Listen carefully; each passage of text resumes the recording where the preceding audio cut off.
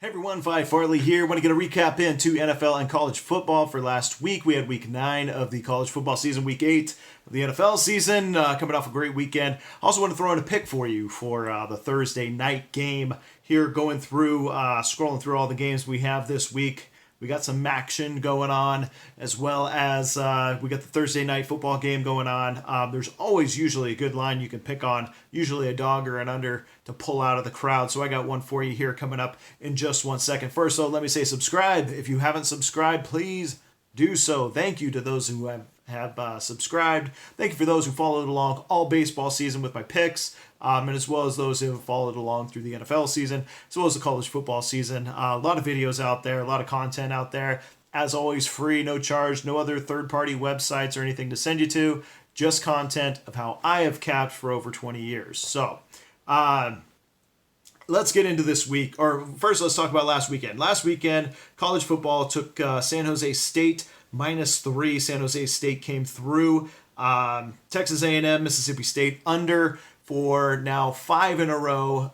Mississippi State going under the total in all of their games, landed at 41. Total was 43.5. Washington State winner outright as a 3.5 point dog over Stanford. Nevada winning outright over, was it San Diego State, I think, at +3. Ended up winning that one outright. And then we had UConn, which I took at +4.5.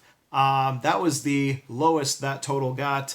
It was all the way up to a +6. If you had got a +6, you were a winner. +5, you pushed. +4.5, you were a loser. So lost on that one. And then also, if you had my extra content there, FCS special, Eastern Washington Eagles was at the game, and they brought out a 31-0 lead at halftime. Ended up winning by 24, which covered the 18-19 point spread. Depends where you got that one at. So that's a 5-1 weekend. And then over to the NFL side, 49ers Cardinals under, hit pretty easily, 33 the total in that one as a final. Colts winning outright, pretty big. It ended up being at the very last 6 minutes of the game that they took that game over and won. However, that's part of the capping. We have Carr going against Luck.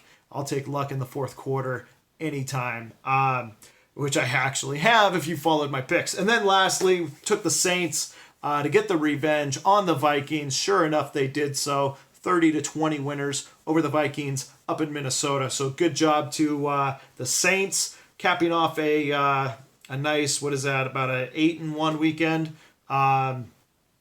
Overall, 1, 2, 3, 4, 5, yeah, 8-1 weekend. So now looking forward to this week. So we got a couple options as we look into here. I'm going to start throwing my NBA picks out there as well. I'm getting ramped up for that. I've been tracking some games, tracking some lines. Tonight I'm actually looking at the Utah Jazz. Timberwolves are sitting Jimmy Butler. He's resting at home, and Jazz are a hot team. They should be able to take that one pretty easy, laying 6.5. But the football game I want to go with, we got a couple good options to play with. But the one I want to go with is the Thursday night football game in the NFL. So we got the Raiders and the 49ers, a dumpster bowl.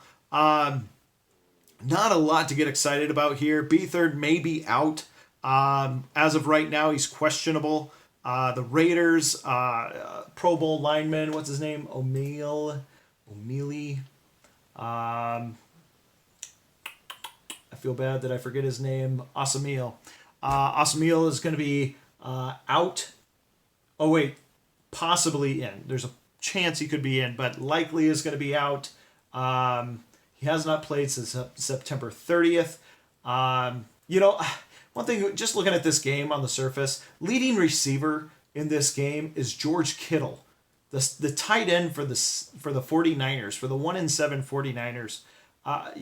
We just don't have a lot of offensive productivity. I will say Breda had a good run up until he played the Packers. He's averaging 6.1. He was a leading average yards per rush in the NFL. And I will say this, 49ers are 6th in the NFL in rushing. The 32nd team against the run is the Oakland Raiders. So there is a potential for the 49ers to run the football, pound it every single down. Beathard with his sore thumb. Not sure he's going to be going to the air. The options for the Raiders is to take it to the air with Derek Carr. going against Sherman, who's going to be out. So going against a Shermanless defense over on the 49ers side. A couple other injuries are going to be preventing them from being able to stop the pass. I really don't see this game getting too high. I think it's inflated as a line. I think it should be more around 43, 42. It opened up at 47. It's been bet down to 46. I like the under here in this one. I think the Raiders, they don't have a receiver to throw to. They'll be using Doug Martin out of the backfield. And, they just don't have a lot of weapons. On the offensive side, it's caused Derek Carr to struggle.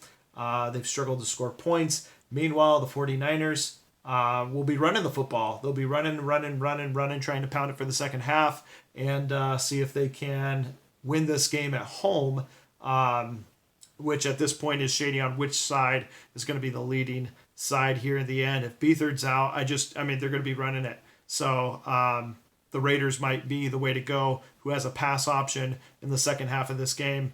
But not really sure on that. Don't really care. I'm going to take a total going under 46 in this one. For our weekly special, tune back for my weekend games. I'll have some picks out for Saturday.